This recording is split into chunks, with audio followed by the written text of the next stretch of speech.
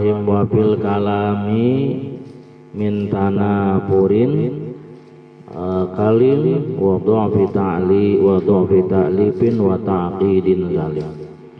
Bismillahirrahmanirrahim. Wa fil kalami ay wal fasahatu fil kalami. Wa fil kalami ay wal fasahatu fil kalami lan utawi fasahat.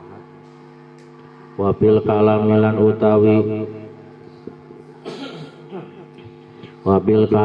utawi fasahat ing dalam kalam. Wa fil kalami lan utawi fasahat ing dalam kalam. Iku salima dikedepankan. Iku salima selamat apa kalam.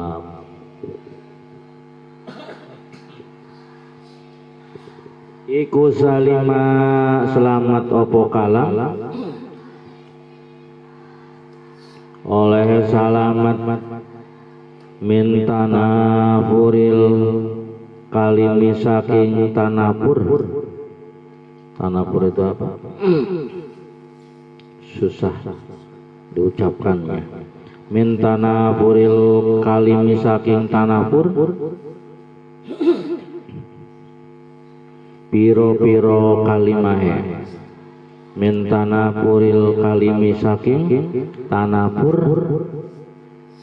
Piro-piro kalimahe.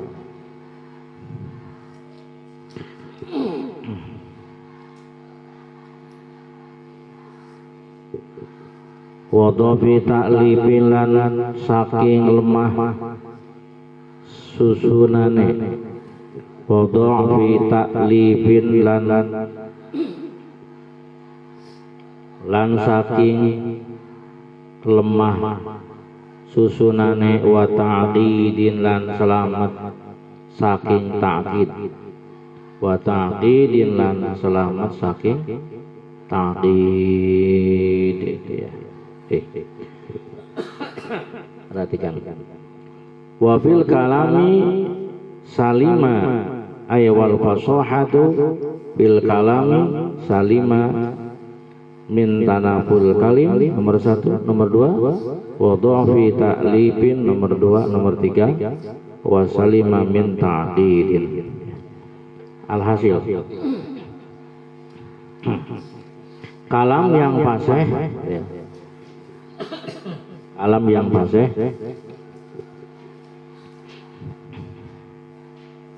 kalam yang fasih itu harus memenuhi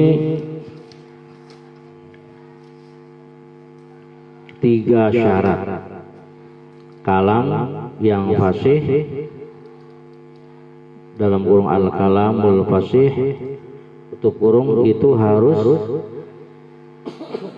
memenuhi 3 syarat.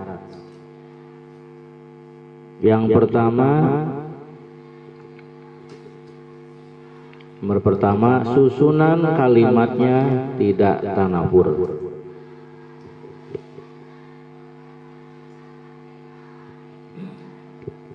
Susunan kalimatnya tidak tanafur. Dalam kurung tidak susah atau tidak sulit untuk diucapkan.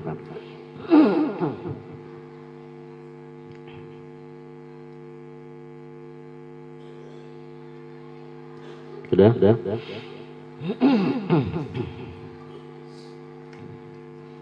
Apabila tanafur, apabila terjadi tanafur,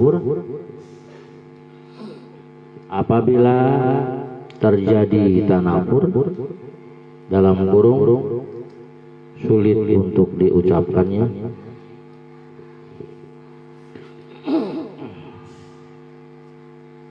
sulit untuk diucapkannya itu kurung, maka tidak fasih, maka tidak fasih. Coba lihat dalam syarahnya ya. Contohnya nanti di dalam syarah. Nomor 2, tidak lemah susunannya. Nomor 2, tidak lemah susunannya. Tidak lemah susunannya. Dalam kurung karena menyalahi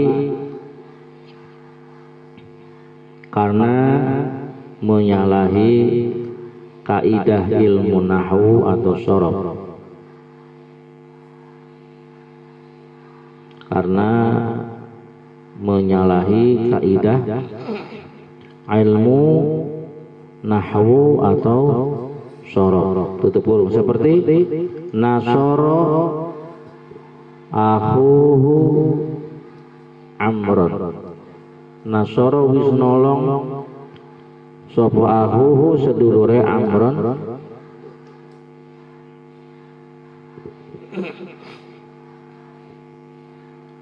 Sapa akhuhu sedulure Amron nulung ing sapa? Amron ing Amar. Perhatikan kan lafaz akhuhu itu terdapat domir ya. Domir itu kembalinya atau rujungnya kemana? Kepada lafaz yang akhir. Padahal dalam kaidah domir itu harus kembali kepada lafaz yang mutaqaddim, harus kembali kepada lafaz yang terdahulu. Di sini malah kembalinya kepada lafaz yang akhir. Berarti di sini susunannya lemah. Kalau susunannya lemah maka berarti kalamnya tidak fasih.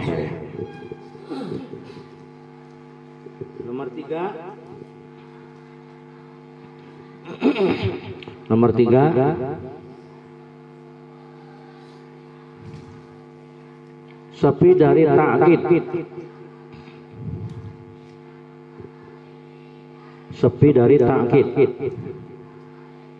Dalam kurung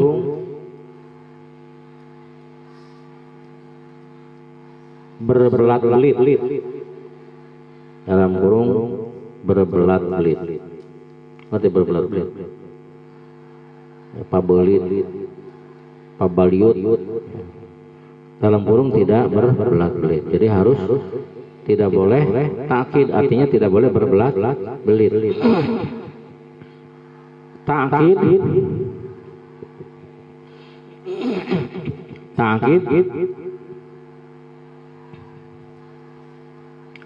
terbagi 2. Satu, ta'kid terbagi 2. Satu, ta'kid lafzi. Satu, ta'kid lafzi. Yakni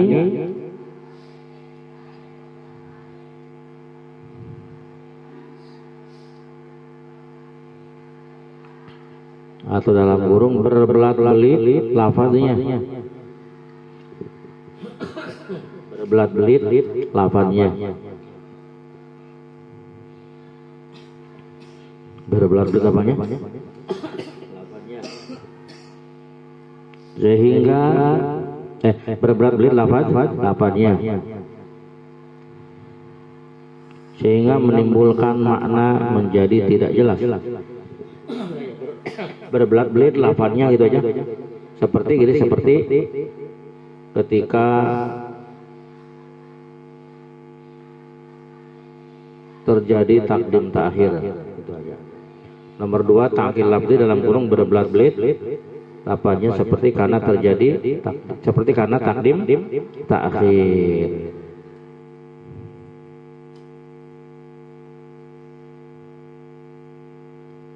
Seperti atau contoh, lihat dalam syarahnya, wa ma misluhu fin nasi illa mumallakan. Wa ma misluhu fin nasi illa mumallakan. Abu ummihi hayyun abuhu yudharibu. Ada dalam syarahnya. Wa ma misluhu fin nasi hayyun yuqaribu.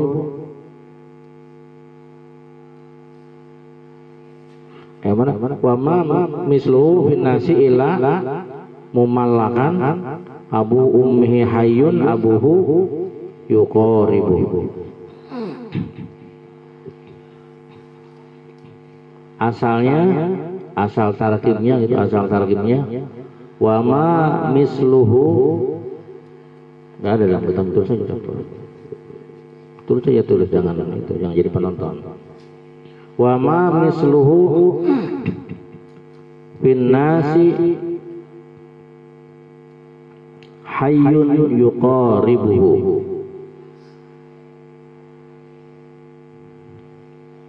Illa mumallakan abu ummihi abuhu,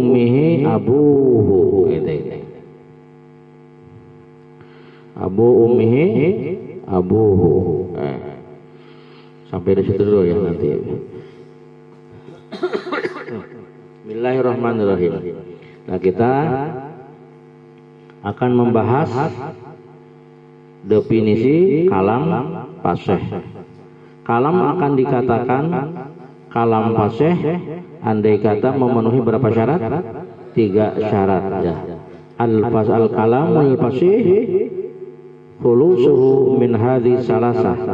Kalam fasih adalah kalam yang terbebas dari 3 perkara, atau yang kalam yang memenuhi 3 ketentuan, 3 syarat. Mana yang pertama? Tanafurul kalimah, artinya susunan kalimatnya tidak tanafur. Nomor 2, wadhafit ta'lib, tidak lemah susunannya, artinya tidak menyalahi kaidah ilmu nahwu arab.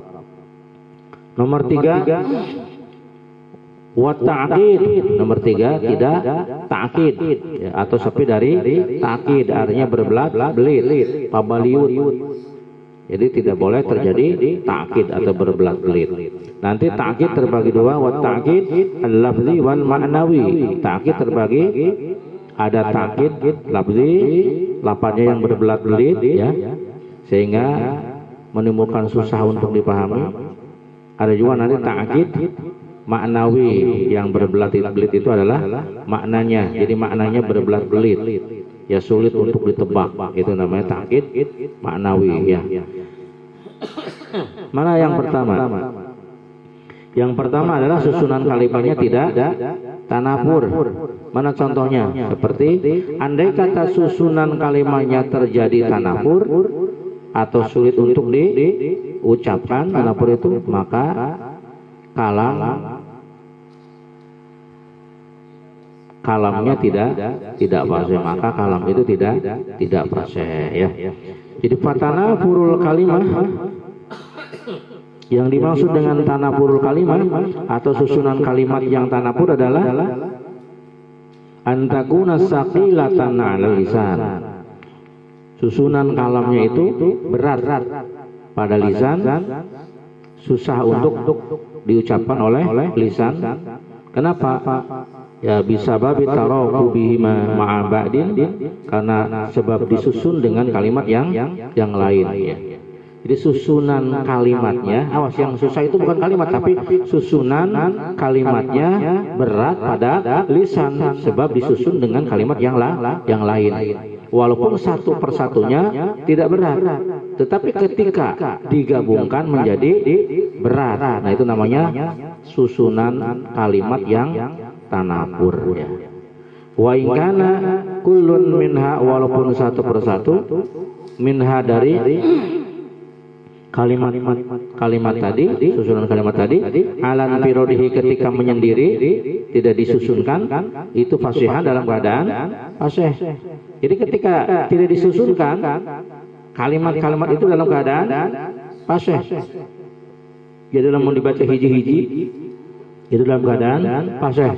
Tetapi ketika disusunkan, ketika digabungkan menjadi tanafur, menjadi berat. Nah, itu namanya tanafurul kalimah atau tanafur susunan kalimat. Gitu. Jadi susunannya yang menjadi tanafur, susunannya yang berat, bukan satu-satunya kalimat. Nah, dan ini tanafur juga sama terbagi dua. Tanafur di sini ada yang syadidul sakli, yang sangat berat, ya, juga ada yang biasa, ya. Wa ghairu syadid, dan ada juga yang tidak berat. Yang berat mana contohnya? Mana contohnya? Seperti wa qabruhar bimbi makanin qabri wa laisa qurba qabri harbin qabru. Ya, perhatikan. Wa qabruhar bimbi makanin qabri wa laisa qurba qabri harbin qabru. Wa qabru harbin lan utai kuburan harb. Wa qabru harbin lan utai kuburan harab fi harab iku bimakanin. Iku bimakanin tetepi dalam panggonan kopri kang sepi saking banyu lan suket. Iku bimakanin tetepi dalam panggonan kopri kang sepi saking banyu lan suket. Kuburan Ki Harb itu berada di sebuah tempat yang tandus, tidak ada air, tidak ada rumput, ya. Gersang, gesmah gersang, katambah-tambah, tidak ada lagi kuburan yang lain, yang celing sorangan teh. Walai salan oranana iku kurba qabri harbin. Iku kurba qabri harbin parke kuburan Ki Harb. Iku kurba qabri harbin parke kuburan Ki Harb popo kuburan kang une. Mana yang jadi contoh Kang? Kasih tanda. Syatar sani, mana syatar sani? Walaisa kurba qabri harbin qabru. Ini berat ucapannya, ya. Kalau dibacanya pasnya ini berat, ya. Walaisa kurba qabri harbin qabru, berat, ya. Naik turun dibaca nanti berat. Nah, berarti ini tanafur. Karena susunan kalimatnya tanafur, maka syairan ini adalah tidak fasih, ya. Nah, perhatikan, lafaz laisa kalau dibaca satu tidak digabungkan, tanpa digabungkan berat enggak?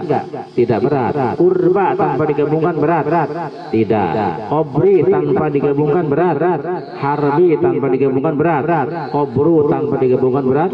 Tidak. Coba satukan menjadi laisa kurba qabri. Nah, itu berat. Ketika disusunkan menjadi berat. Berarti di dalam syairan ini, di dalam kalam ini terjadi susunan kalimat yang tanafur. Karena terjadi tanafur, maka kalam ini atau syairan ini itu adalah syairan yang tidak fasih. Wa ghairu syadidis sakli lan liyane kang banget abote. Lan liyane kang banget abote. Nomor 2, tidak terlalu berat. Mana contohnya? Kaqauli Abi Tamam, kaya ucapannya Abi Tamam. Mana? Karimun mata amdah. Tuh berat amdah huwal waroh ma'i wa idza malum tuhu wahdi. Ini berapa? Bahar towil, to'ab, to isyarat kepada bahar, towil, a isyarat kepada asobat, ba isyarat kepada bisa meha sama dengan wazan, ke satu ba sama dengan wazan, kedua berarti bahar towil tersusun dari wazan ke satu dan wazan ke satu adalah faulun, wazan kedua adalah apa? Berarti wazannya bahar towil adalah tawilun faulun apa? Karimun mata amdahu wal wara wa idza malum tuhu wa ma'i wa idza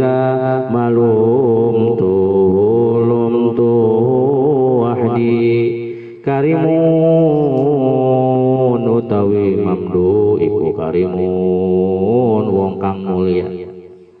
Karimun utawi mamdu iku karimun wong kang mulya.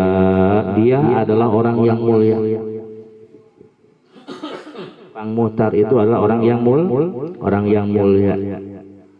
Kumaha ari orang mulia teh? Mata amdahu, orang mulia itu ketika aku memujinya, maka orang lain juga ikut memuji. Muhtar tanya kasih, jangkung, ramping, sirina menimani. Tidak ada hari tanpa mengabdi, ya. Kemudian tidak ada waktu yang mubazir, malamnya kalau dikonton nyapak tiga wiridan we muter-muter tasbih. Dengan ujung nanti kapangi-pangi. Ketika aku memujinya, bagaimana orang lain? Orang lain mendukung, sama-sama memuji. Itulah orang yang mulia. Mata amdah kapan-kapan muji sapa ingsun, mata amdah kapan-kapan muji sapa ingsun hu ing karim. Kapan-kapan akan memujinya, amdah maka muji sapa ingsun hu ing karim. Amdah maka muji sapa ingsun hu ing karim, maka aku memujinya dan orang-orang pun juga sama ikut memujinya. Cuk iklannya Mang Muhtar Masami jeung ngaranna. Muhtar orang pilihan, pantas tidak ada yang bisa mengalahkan kesolehan Muhtar. Ti penting tahajud lain ngan syukur panon anu handap nage sarua tahajud.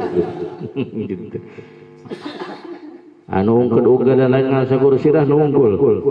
Anu handap sarua. Wal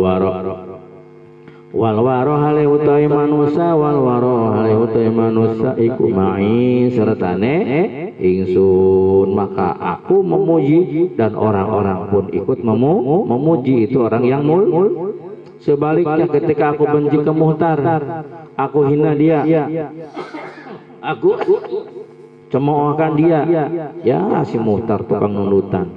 Ngaji mangkat lamun digobrek, lamun disingseunan. Jangan perjanjian kalau tidak berangkat bayar 20.000, hutang lagi numpuk terbayar-bayar. Saya hina, saya cemoohkan, tetapi tidak ada orang lain yang mendukung saya dalam menghinanya. Jadi ketika aku menghina, hanya aku sendiri yang menghina, orang lain tidak mengamininya. Itulah orang yang mulia.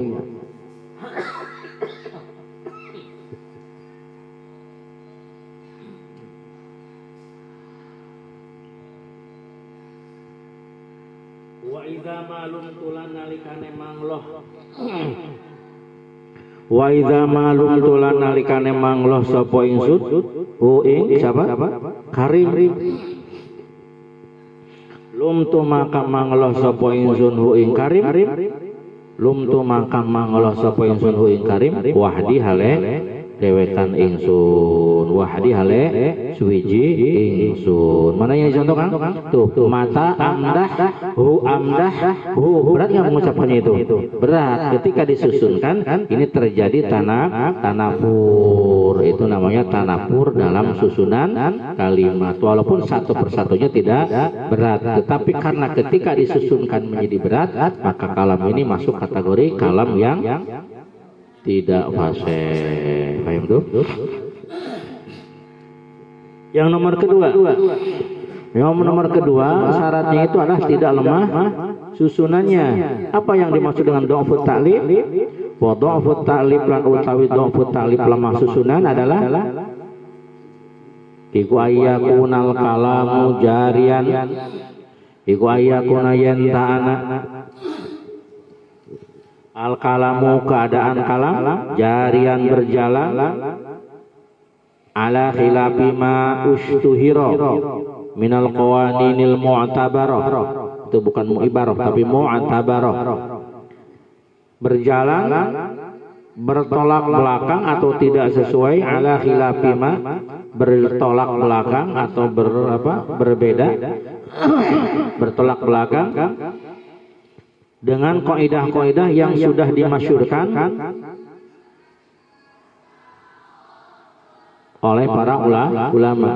Jadi yang dimaksud dengan lemah susunan itu artinya bahwa kalam tadi bertentangan dengan kaidah-kaidah yang mu'tabar dengan kaidah-kaidah yang mu'tabar di kalangan jumhur ulama.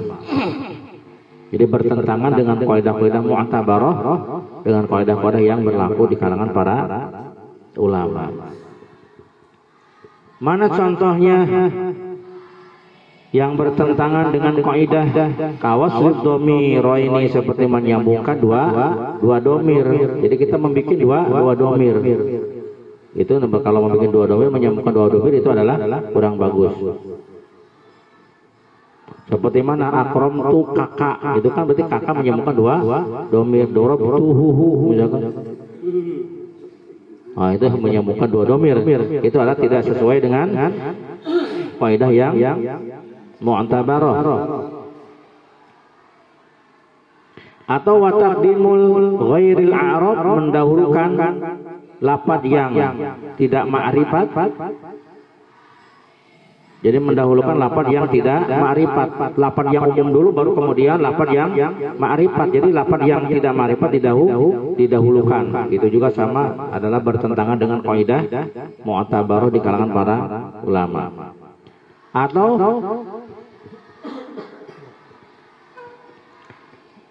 wakal idmari qabla zikril marji', atau seperti membikin domir sebelum menyebutkan marji'nya. Jadi bikin domir sebelum membikin atau sebelum menyebutkan marji'nya. Ya. Belum disebutkan marji'nya, baik secara lafaz, martabat atau hukum. Mana contohnya? Seperti Doroba ghulamuhu Zaidan. Perhatikan kan. Doroba telah memukul. Sapa ghulamuhu pelayane si wong. Ing sapa mukule? Zaidan ing Mas Zaid. Perhatikan itu adalah domir. Kembalinya kemana kembalinya? Mendatangkan domir sebelum ada marji'nya. Mestinya itu marji itu adalah lafaz yang di depan. Nah di sini ada nggak marji'nya? Nggak ada. Ini kembalinya domir kepada lafaz yang di akhir. Nah itu hukumnya berarti bertentangan dengan kaidah yang mu'tabarah. Ya. Itu mestinya kembalinya ke depan, ini malah kepada lafaz yang akhir. Istilahnya audud domiri alal mutaakhiri. Kembalinya domir ke lafaz yang mutaakhir, lafdzon warutbatan, akhir dalam segi lafaznya, juga akhir dalam segi martabatnya. Maka susunan ini dinamakan susunan yang lemah. Karena susunannya lemah, maka kalamnya adalah tidak fasih. Ulangi lagi, ucapan ataupun kalam doroba ulamu Zaidan ini adalah kalam yang tidak fasih karena lemah susunannya. Kenapa lemah susunannya? Karena terjadi audud domir, kembalinya domir kembali kepada lafaz yang mutaakhir, wa huwa ghairu fasih. Maka itu adalah ghairu fasih. Mestinya audud domir itu harus kepada lafaz yang mutaqaddim, ya. Audud domiri alal mutaqaddimi, audud domiri alal mutaakhiri, al mutaakhiri lafdzan batan, al mutaakhiri lafdzan duna rutbati, audud domiri alal mutaakhiri, audud domiri alal mutaakhiri, al mutaakhiri lafdzan warusbatan, al mutaakhiri duna rutbatin. Audud domir, kembalinya domir itu harus alal mutaqaddim, harus lafaz yang terdahulu, yang pertama, yang di depan. Tidak boleh kembali kepada lafaz yang akhir. Nah, kalau kembali kepada lafaz yang akhir maka terbagi, ada yang akhir lafzan marut batan. Kalau kembalinya kepada lafaz yang akhir lafzan marut batan, maka itu hukumnya syadz atau hukumnya tidak fasih, tidak apa namanya, hukumnya syadz ya, menyeleweng seperti itu. Kalau kembalinya kepada lafaz yang akhir lafzan saja duna rutbah, maka itu masih dianggap masyhur. Wasya'ana wa khafa rabbahu Umar wa syadzana uzana nauruhu sajar. Itu ya. Dalam Al-Fatihah dikatakan ketika domir kembali kepada lafaz yang akhir tapi lafzon duna rutbah, akhirnya dalam segi lafaznya bukan akhir dalam segi martabatnya, maka itu hukumnya masyhur. Mana contohnya? Khofa rabbahu Umaru, sok ditulis. Khofa rabbahu Umaru. Khofa wiswadi, takut, khofa rabbahu kepada Tuhannya. Rabbahu kepada Tuhannya Umar, sapa Umaru Sayyidina Umar. Perhatikan dalam lafaz roba ada domir, itu domir kembalinya kemana? Kepada lafaz yang akhir. Mana lafaz yang akhir itu? Umar. Nah, Umar itu memang lafaz akhir, tetapi dia akhir di dalam segi lafaznya. Sedangkan dalam segi martabatnya lafaz Umaru itu tidak akhir. Kenapa dikatakan tidak akhir? Karena Umaru kedudukannya sebagai fa'il, sedangkan robba kedudukannya sebagai tarkibannya sebagai maf'ul. Jadi dalam segi martabat lafaz Umaru itu tidak akhir karena dia kedudukannya sebagai fa'il. Berarti kembalinya domir hu itu memang kembali ke lafaz yang akhir, tetapi akhir hanya dalam segi lafzan duna rutbatin, sedangkan martabatnya tidak akhir. Kenapa dikatakan tidak akhir? Karena Umaru tarkibannya menjadi fa'il dan robba tarkibannya menjadi maf'ul. Antara fa'il dengan maf'ul jelas fa'il tidak akhir, tetapi fa'il lebih dahulu. Maka lafaz Umar itu adalah lafaz yang memang akhir, tetapi lafzon hanya di dalam segi lafaznya duna rutbatin, tidak akhir di dalam segi martabatnya. Nah, susunan seperti itu dianggap masyhur. Nah, sedangkan bila domir itu kembali kepada lafaz yang akhir, lafaznya akhir, martabatnya akhir, maka itu dianggap syadz atau dianggap lemah. Mana seperti contoh di sini dalam kitab Doroba Hulamuhu Zaidan. Mana domir? Itu kembali ke mana? Zaidan. Zaid itu lafaz yang mutaakhir, lafaz yang akhir. Dalam lafaznya akhir, dan diakhirkan dalam martabatnya akhir, karena martabat Zaidan sebagai maf'ul dan martabat gulamu itu sebagai fa'il. Dahulu mana antara maf'ul dengan fa'il?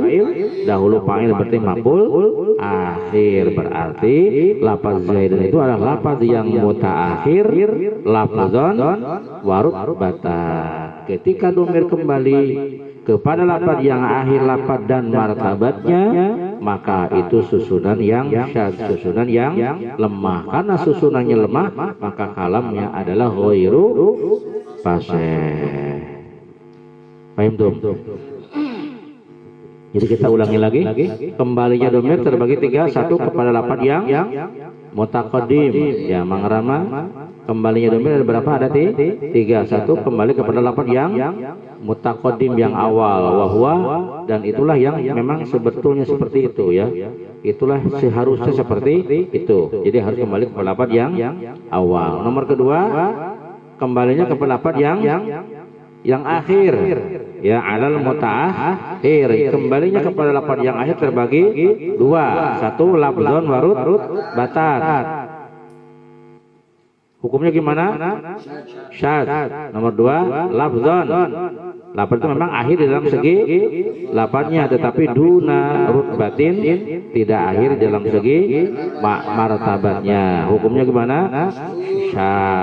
Masyhur. Jadi yang lemah itu kita kembali kepada lapad yang akhir, lapad lafzan wa rutbatan. Maka dalam ragaman tadi katakan kembalinya domir pada lapad yang awal, kembalinya domir pada lapad yang akhir, lapad yang akhir, lapad dan martabatnya, lapad yang akhir, lapad yang akhir tidak lapad yang akhir tidak dalam lapad akhir.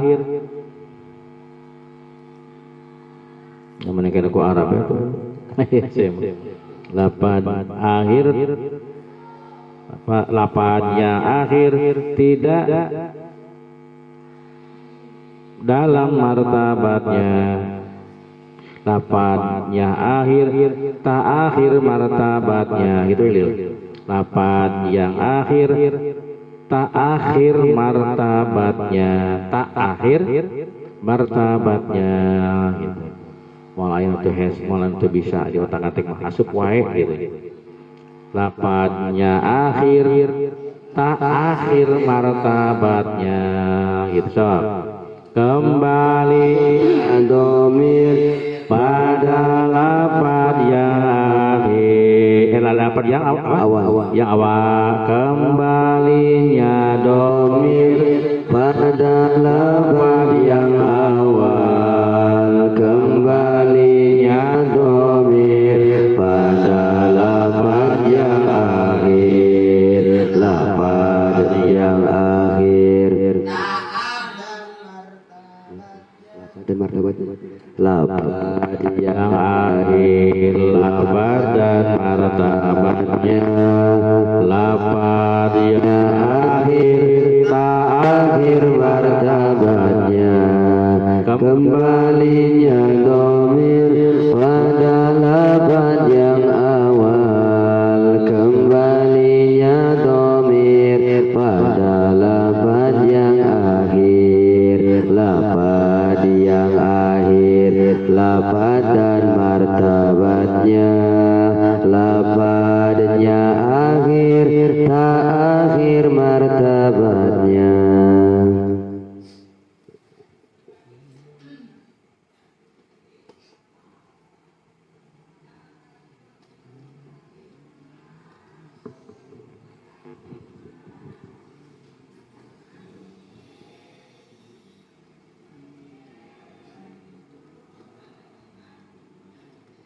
Paham ya?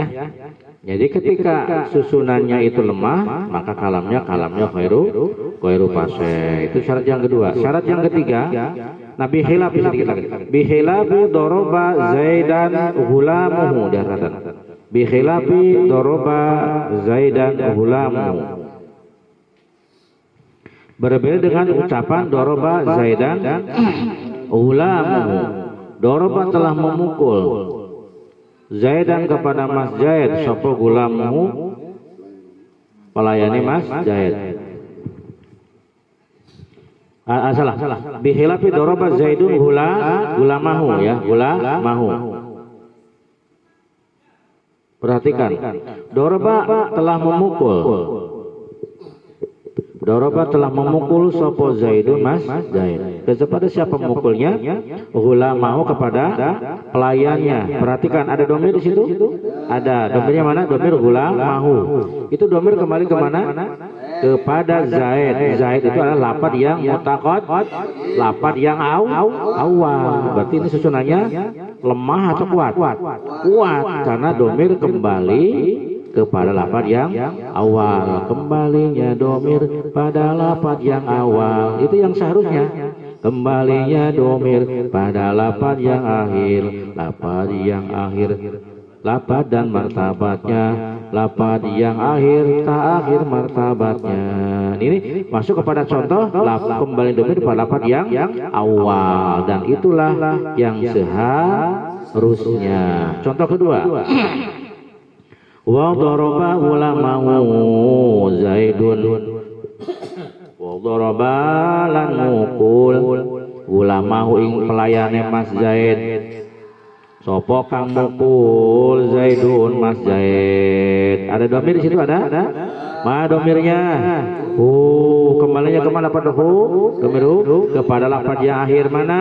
Zaid. Zaid itu dalam segi lafaznya akhir, mutaakhir, tetapi dalam segi rutbah martabatnya tidak akhir. Kenapa tidak akhir? Karena martabat dia sebagai sedangkan martabat hulam sebagai mana yang awal, apakah fa'il atau maf'ul?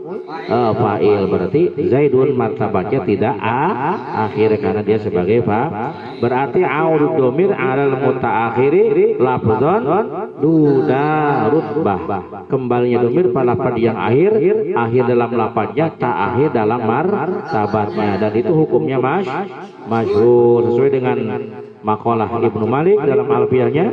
Wa sya'a nahu khafa rabbahu Umar wa syadanahu zana nauruhu syajar. Apa? Wa sya'a nahu khafa rabbahu Umaru wa syadza nahu zana nauruhu syajar. Wa syadza nahu zana nauruhu syajar. Wa syadza nahu zana nauruhu syajar. Ya. Wa sya'ana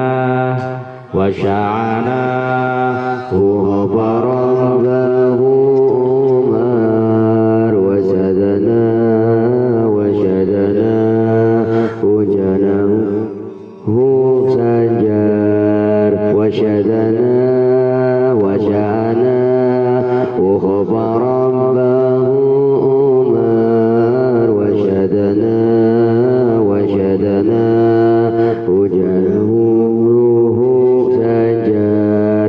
وشأنه خبره عمر وشجنه شجار وشأنه خبره عمر وشجنه جنونه شجار. Terakhir, buat ta'kid, nomor terakhir adalah ta'kid, harus terbebas dari ta'kid. Apa ta'kid itu? Berbelit-belit ya. Nanti ta'kid terbagi dua, ada ta'kid lafzi. Apa ta'kid lafzi? Wa ta'kidul lafzi wa kaunul kalam khafiyad dilalah. Ta'kid lafzi itu adalah susunan kalam khafiyad dilalah, tidak jelas dilalahnya. Apanya tidak jelas? Keadaan kalam tidak jelas, menunjukkan pada makna yang dikehendakinya tidak jelas. Kenapa tidak jelas? Ya, khafiyah dilalah, tidak jelas dilalahnya atau menunjukkannya alal makna pada makna al-muradi bihi yang dikehendaki. Ya, seperti mana sebabnya? Bisa babi takdimin au ta'khirin, sebabnya karena ada takdim, takhir, au pasun atau dipisah oleh kalimat bi ajnabin, oleh kalimat yang lain. Ya. Ulangi lagi, apa yang disebut dengan takhir lafzi? Kaunul kalami, ya, keadaan kalam khafiyat dilalah, tidak jelas, menunjukkan alal makna pada makna al-muradi bihi, pada makna yang dikehendakinya. Keadaan kalam tidak jelas dilalahnya pada makna yang dikehendaki. Kenapa? Bisa babi takdimin atau ta'khirin, karena ya karena ada atau karena sebab tak ada takdim takhir. Apa takdim takhir? Mendahulukan lafaz yang sebetulnya diakhirkan. Itu takdim, itu takhir, mengakhirkan lafaz yang seharusnya didahulukan. Mana contohnya? Seperti kaqaulil Farazdak fi qawli Hisham bin Abdul Malik wa Ibrahim. Seperti ucapan Farazdak sedang memuji kepada pamannya Raja Hisham bin Abdul Malik. Ya, pamannya itu bernama Ibrahim. Jadi memuji Ibrahim, yang mana Ibrahim itu merupakan pamannya Raja Hisham bin Abdul Malik. Mana pujiannya ini? Wa ma misluhu bin nasi illa mumalaka Abu ummihi hayun Abu yuqaribu wa ma misluhu lan oranana wa ma misluhu lan oranana apa misluhu umpamane mamduh wa ma misluhu lan oranana apa misluhu umpamane mamduh binasi dalam manusia binasi dalam manusia ilamu malaka nanging wong kang den paringi kekuasaan ilamu malaka nanging wong kang den paringi kekuasaan nyatane Hisham bin Abdul Malik. Tidak ada yang sebanding dengan mamduh. Siapa mamduhnya? Ibrahim. Tidak ada yang selevel dengan mamduh. Siapa mamduhnya? Ibrahim. Tidak ada yang selevel dengan Ibrahim di kalangan manusia. Tidak ada yang sebanding dengan Ibrahim di kalangan manusia, kecuali ada yang bisa menandinginya, yang bisa menyamai siapa? Illa memalakan, kecuali raja, orang yang diberi kekuasaan, yakni raja yang bernama Hisham bin Abdul Malik. Abu ummi yuqaribu, ke depan dulu, yuqaribu kang marak-maraki atau yuqaribu kang maraki yuqaribu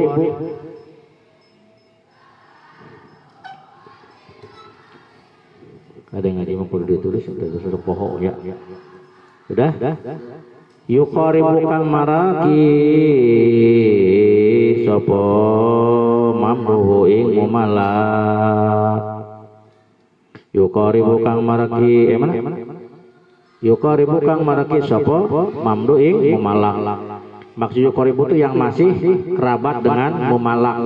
Ibrahim itu masih ada hubungan kerabat dengan mumalak ya. Kenapa dikatakan masih ada hubungan kerabat? Karena Abu Umi utai bapak moke mumalak. Abu Umi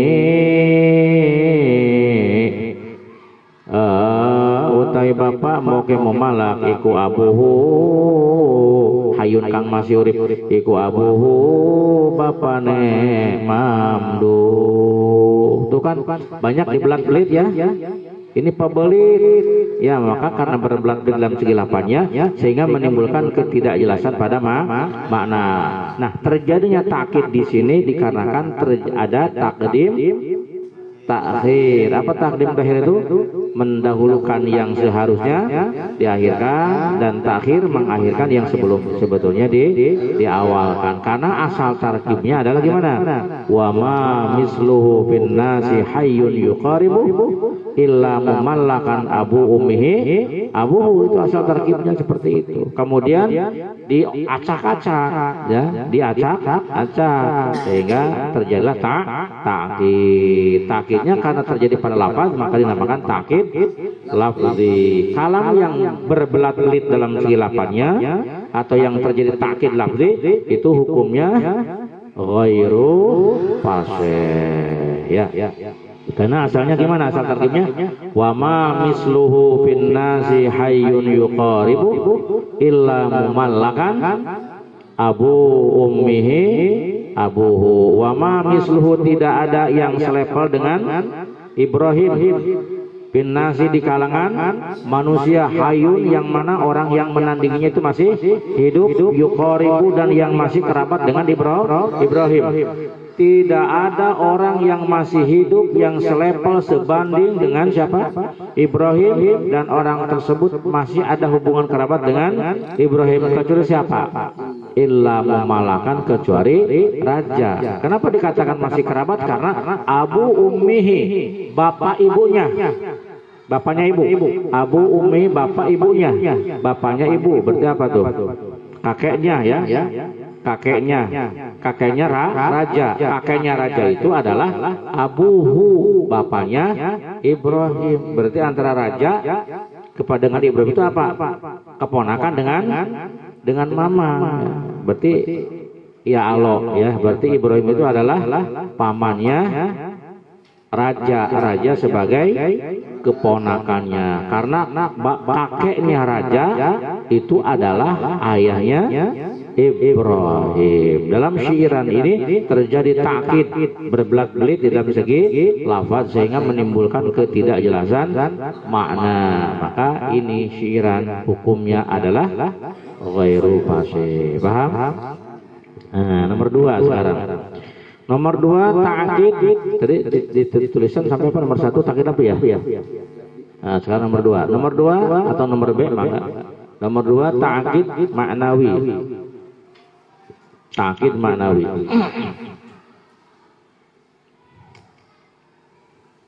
Takkid maknawi sudah.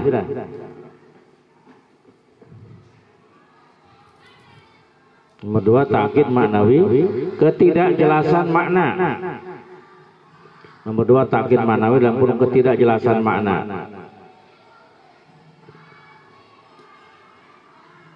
Ketidakjelasan dari segi makna. Ketidakjelasan dari segi makna.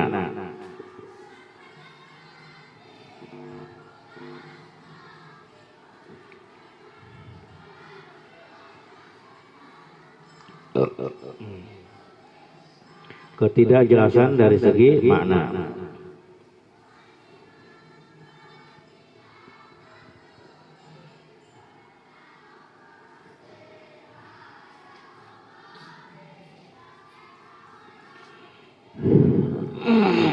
Ketidakjelasan makna. Karena berpindahnya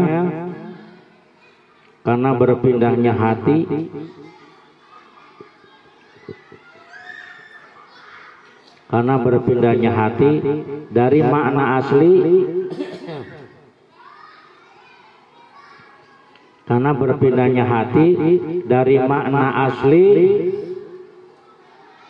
kepada makna yang dikehendaki penyair,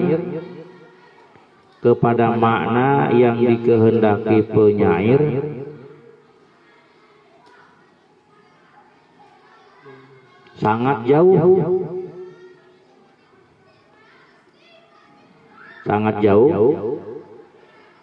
dan sulit dipahami.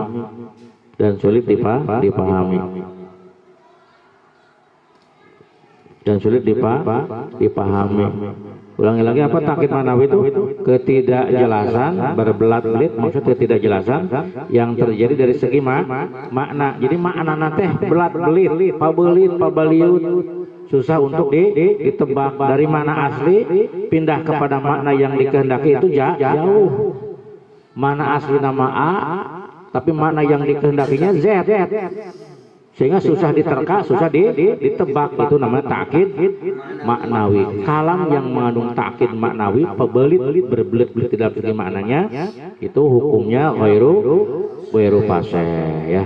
Dikatakan takkid maknawi itu karena asal dari berpindahnya hati dari makna asli kepada makna yang dikehendaki itu sangat jauh dan sangat susah untuk dipahami. Mana contohnya? Saat lu bubun dada ri'ankum litaqarabu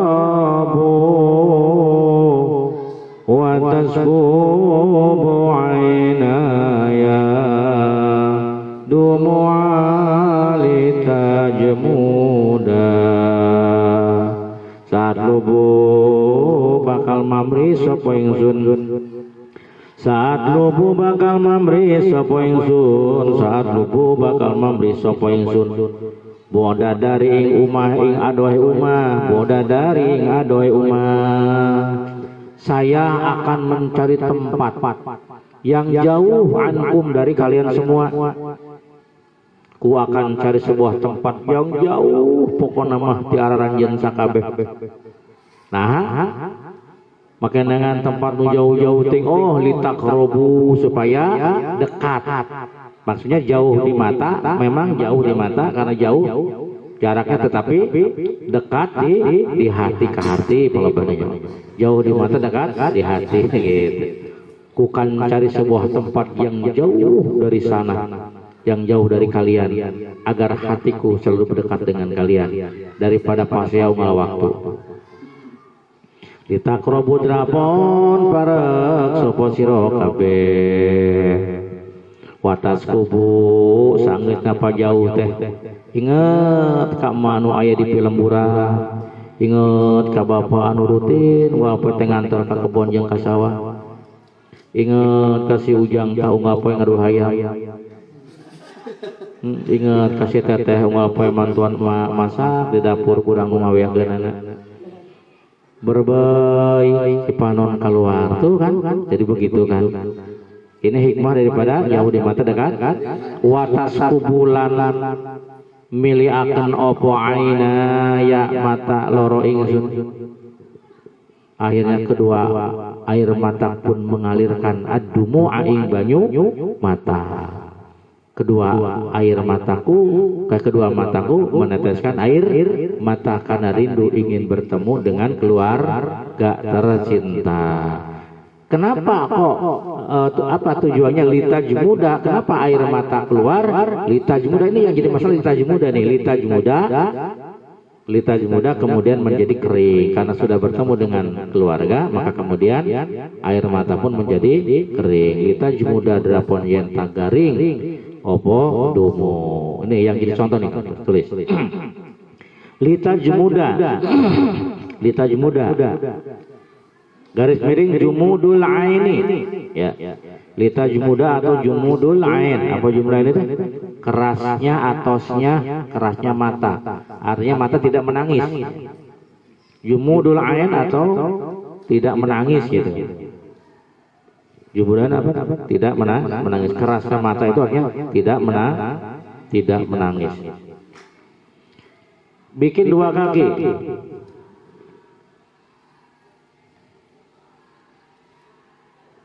Makna asal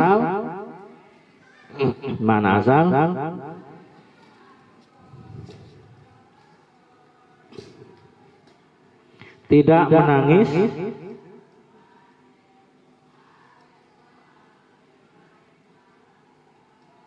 mana asal gitu, mana asal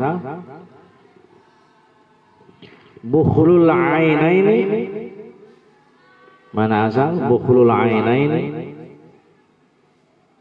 sambung dengan mana asal bukhlul ainaini.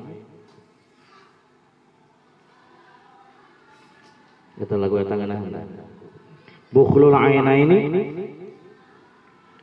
bidumu'i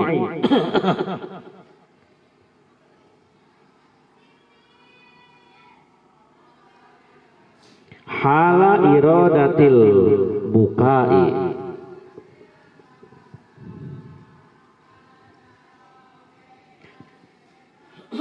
wahia halatul huzni.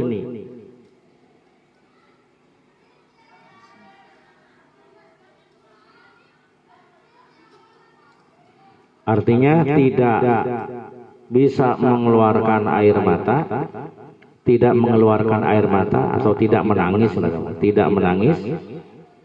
ketika sedih. Tidak menangis ketika sedih, itu mana asalnya. Jadi litaj muda atau jumudul aini itu mana asalnya adalah tidak menangis ketika dalam keadaan sedih. Ketika sedih tapi cair air mata tidak keluar, itu mana litaj muda. Mana asal seperti itu, tetapi di sini oleh syair diartikan lain. Garis kata kaki kedua, makna yang dikehendaki penyair adalah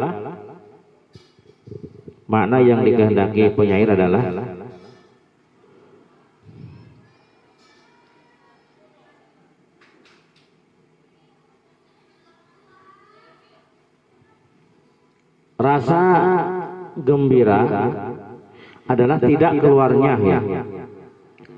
Makna yang dikehendaki penyair adalah tidak keluar air mata, garis miring tidak menangis, tidak keluarnya air mata, garis miring tidak mewek, tidak menangis, sudah, karena merasa gembira bertemu dengan orang yang dicintainya.